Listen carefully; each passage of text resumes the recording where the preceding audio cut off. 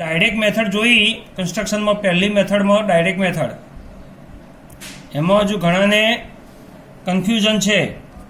ધારો કે √3 પ્લોટ કરવો હોય નંબર લાઈન પર તો સૌથી પહેલાં લાઈન ડ્રો કરો.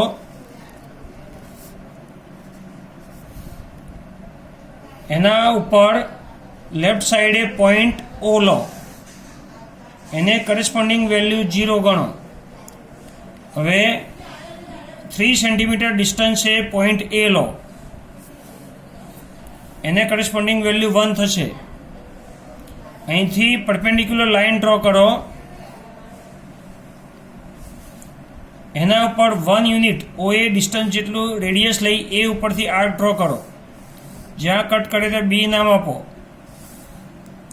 B ને O સાથે કનેક્ટ કરો સ્કેલની મદદથી. તો આ જે OB ડિસ્ટન્સ છે તે √2 બને.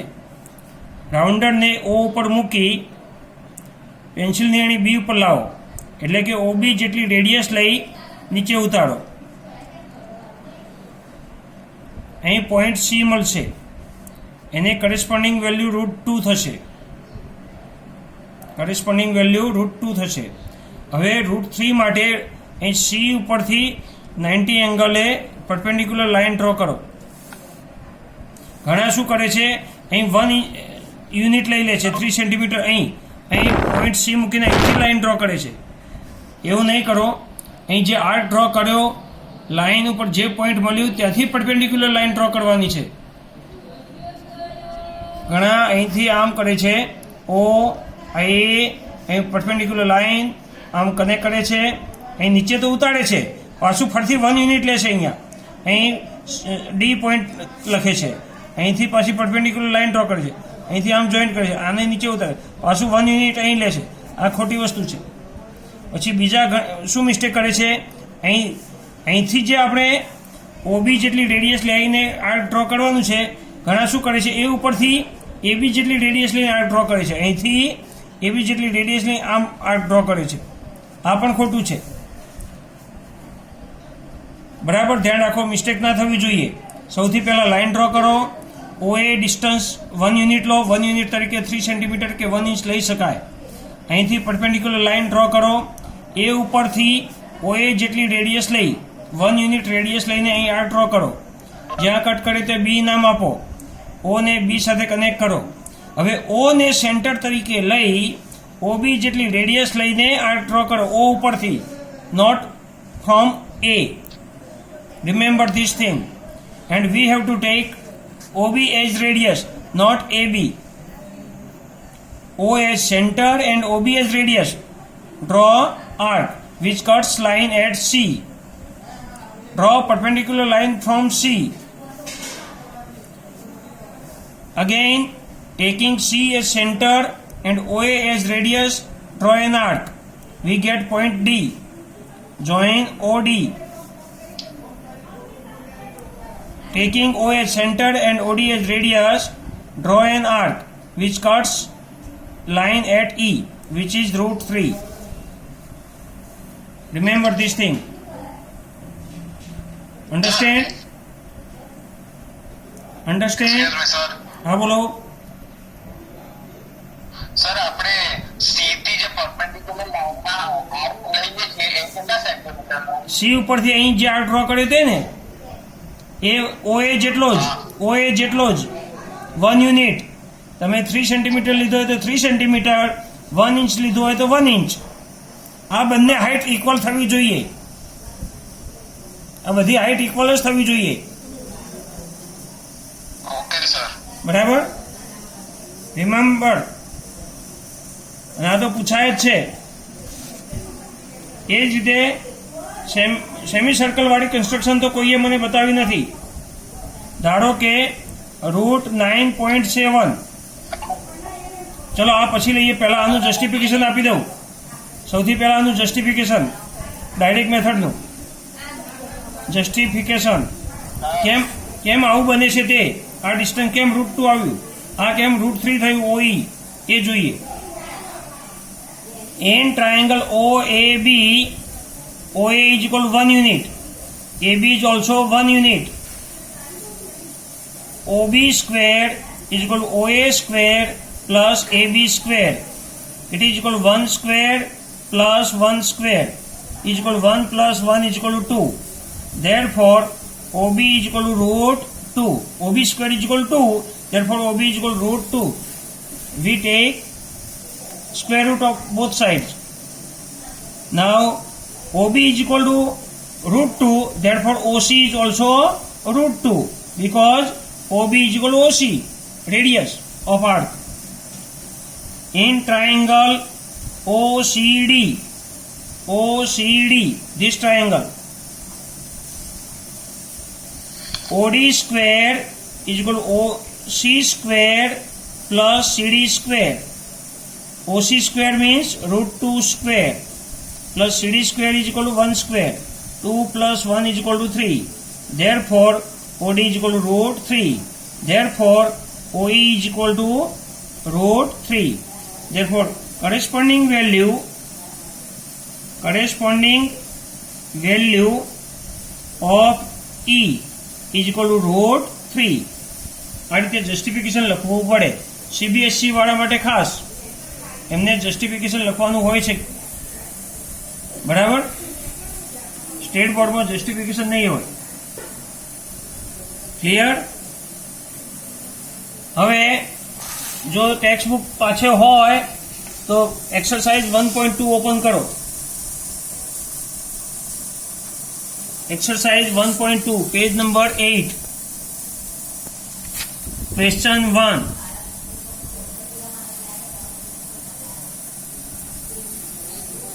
अवाज आवे छे ने? हेलो. तो क्वेश्चन 1 ट्रू फॉल्स जुओ. Every irrational number is real, तो true. Every irrational number is real number. एनो इनवर्स करिए तो ये फॉल्स बने. Every real number is irrational number. जे त्रीजू स्टेटमेंट छे ए फॉल्स बनशे, केम के every real number is irrational. तो रियल नी अंदर रेशनल अने इरेशनल बंने आवी जाए. Rational plus irrational. जो એવું કહેવામાં આવે કે every real numbers R irrational, તો રેશનલ ક્યાં ગયા?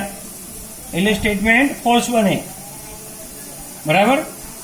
રિયલ નંબરમાં 5 પણ આવી જાય, પણ 5 એ ઇરેશનલ નથી, રેશનલ છે, એટલે સ્ટેટમેન્ટ ફોલ્સ બને. હવે second, every point on number line ઉપર દરેકે દરેક point is of the form root m, where m is natural number. false. દરેકે દરેક પોઈન્ટ m નેચરલ નંબર હોય એના માટે પોસિબલ નથી. રૂટ 9.3 હોઈ શકે, રૂટ 9.7 હોઈ શકે, આ બધા નેચરલ નંબર નથી. આ બધા નંબર્સના પોઈન્ટ વચ્ચે આવી શકે. એટલે root m where m is natural number, એના માટે સેકન્ડ સ્ટેટમેન્ટ ફોલ્સ છે, बराबर. Question 2, are the square root of all positive integers rational irrational? तो नो. दरेके दरेक रियल नंबर पॉजिटिव इंटीजर, दरेके दरेक पॉजिटिव इंटीजर नु स्क्वायर रूट इरेशनल ज होय एवुं पॉसिबल नथी. If not, give an example of the square root of number that is rational. So root 1 is equal to 1, it is rational. Root 4 is equal to 2, which is rational. Root 9 is equal to 3, which is rational. So દરેક hello, શું થયું? સમજ પડે છે બધાને?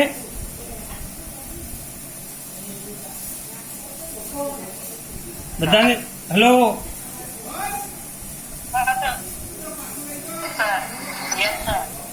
Book છે ને દરેકની પાસે? તો તો એમાં સેકન્ડ સ્ટેટમેન્ટ સમજવાનું છે કે કોઈ પણ પોઝિટિવ ઇન્ટીજરનું સ્ક્વેર રૂટ ઇરેશનલ જ હોય એ સ્ટેટમેન્ટ ખોટું છે, બરાબર. એનું રીઝન કે √1, √4, √9 એમની વેલ્યુ 1, 2, 3 જે રેશનલ આવે છે. હવે ક્વેશ્ચન 3, √5 ને પ્લોટ કરવાનું છે નંબર લાઈન પર. Homework. Question 3, plot √5 on number line. Homework તરીકે તમારે કરી લાવવાનું.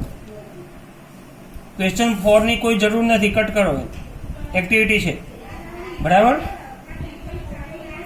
હવે નેચરલ નંબર રિયલ નંબર અને એના ડેસિમલ એક્સપાન્શન. સૌથી પહેલા તો આપણે જોઈએ કે સિમ્પલ ફ્રેક્શન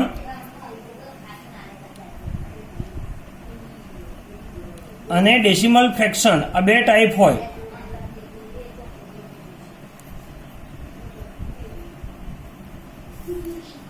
પહેલા તો આપણે સિમ્પલમાંથી ડેસિમલમાં કન્વર્ટ કરતા શીખીએ, ત્યાર પછી ડેસિમલમાંથી સિમ્પલમાં કન્વર્ટ કરતા શીખીશું. એના માટે હું તમને ફ્રેક્શનના ટાઈપ્સ એકવાર યાદ કરાવી લઉં. ફ્રેક્શનના બે ટાઈપ આપણે આગળ જોયું છે બેઝિકમાં. Simple fraction, decimal fraction. Simple ફ્રેક્શનના બે ટાઈપ કયા કયા છે? Proper, improper. ડેસિમલના બે ટાઈપ ટર્મિનેટિંગ, નોન ટર્મિનેટિંગ.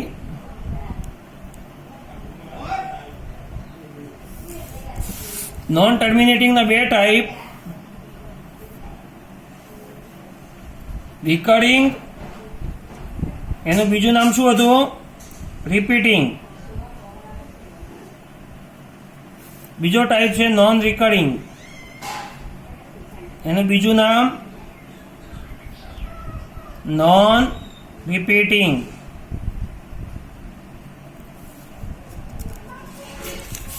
હવે સિમ્પલ ફ્રેક્શન એટલે જેને આપણે P/Q ટાઈપ લખી શકીએ એ બધા જ નંબર સિમ્પલ ફ્રેક્શન કહેવાય. 2/3, 7/4 વગેરે. જેને ડેસિમલમાં લખી શકીએ, ડેસિમલ પોઈન્ટનો યુઝ થાય, એ પોઈન્ટ BC, તો એને ડેસિમલ ફ્રેક્શન કહેવાય. સિમ્પલ ફ્રેક્શનમાં જેમાં ન્યુમરેટર નાનો હોય, P એ Q કરતો નાનો હોય, તો એ પ્રોપર ફ્રેક્શન કહેવાય. If P is more than Q, then it is called improper fraction. અને improper fraction ને આપણે improper fraction ને મિક્સ નંબરમાં કન્વર્ટ કરી શકાય. ટર્મિનેટિંગ ફ્રેક્શન કોણ છે ભાઈ? કોની રિંગ વાગે છે?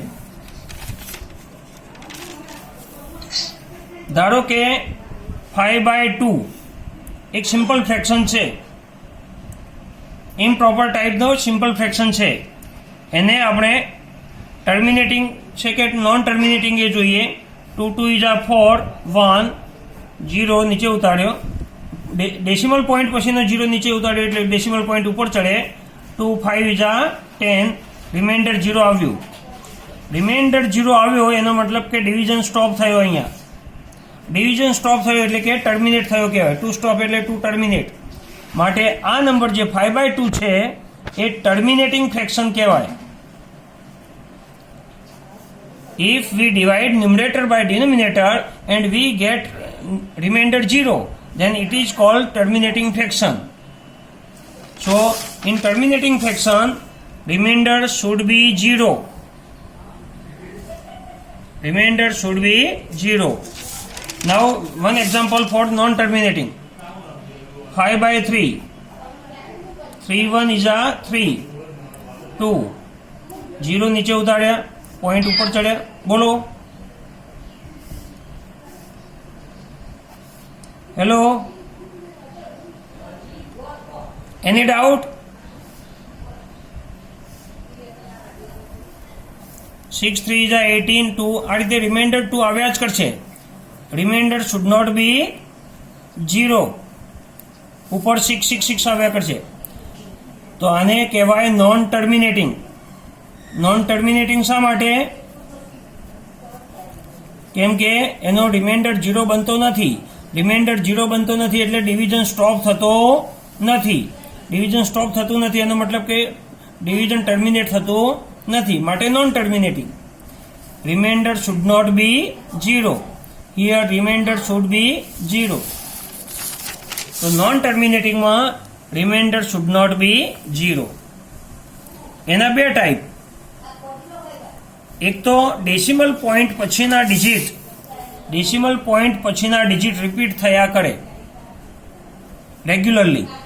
666 હોય અથવા 0.123 123 123 ડોટ ડોટ ડોટ.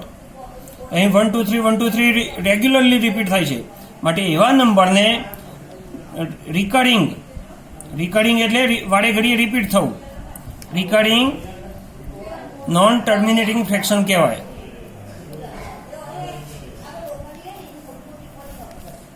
અન્ડરસ્ટેન્ડ? પણ કેટલાક નંબર એવા હોય, ધારો કે 0.01 011 011 04 ટાઈમ 1 ડોટ ડોટ ડોટ. તો આમાં કોઈ એક ડિજિટ અથવા ગ્રુપ ઓફ ડિજિટ્સ રિપીટ થતું નથી, માટે એને કહેવાય નોન રિકરિંગ એટલે કે non repeating non terminating fraction.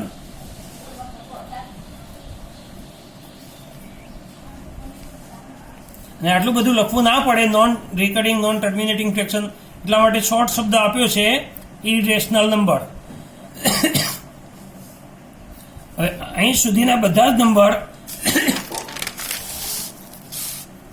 Positive negative integers રેશનલની અંદર positive negative integers with 0 positive negative terminating fractions,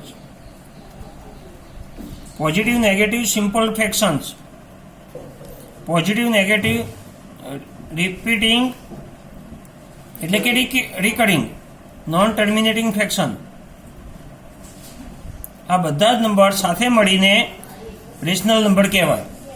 અને બાકી રહ્યો એ non recurring non terminating fraction એ ઇરેશનલ નંબર કહેવાય.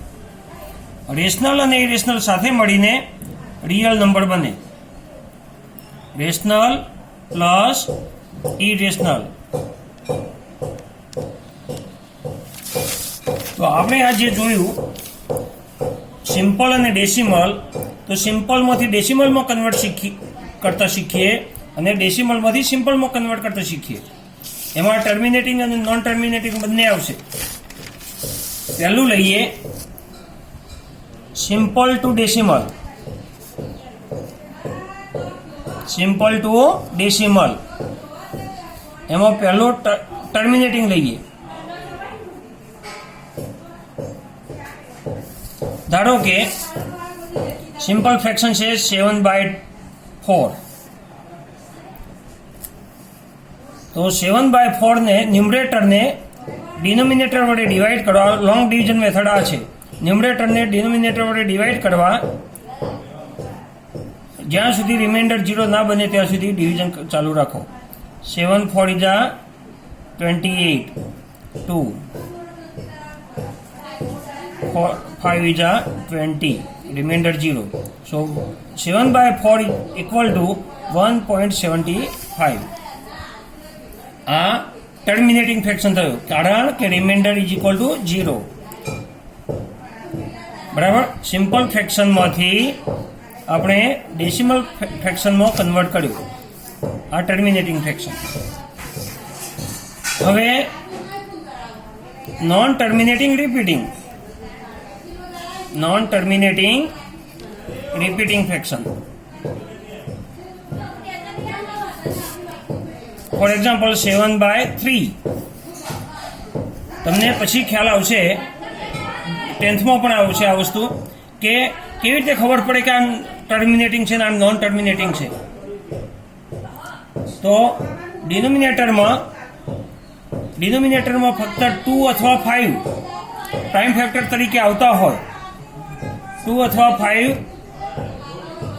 5 પ્રાઇમ ફેક્ટર તરીકે આવતા હોય ડિનોમિનેટરમાં, એ 2 અને 5 સિવાય ત્રીજો કોઈ પ્રાઇમ ફેક્ટર ડિનોમિનેટરમાં આવે નહીં તો એ ટર્મિનેટિંગ ફ્રેક્શન કહેવાય.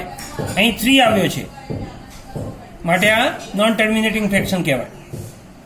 બરાબર. તો 7/3 એને આપણે ન્યુમરેટરને ડિનોમિનેટર વડે ડિવાઈડ કરીએ. 0 3 3 is 9 1 0 આ રીતે રિપીટ થયા જ કરશે. તો ઇટ ઇઝ ઇક્વલ ટુ 2.333 ...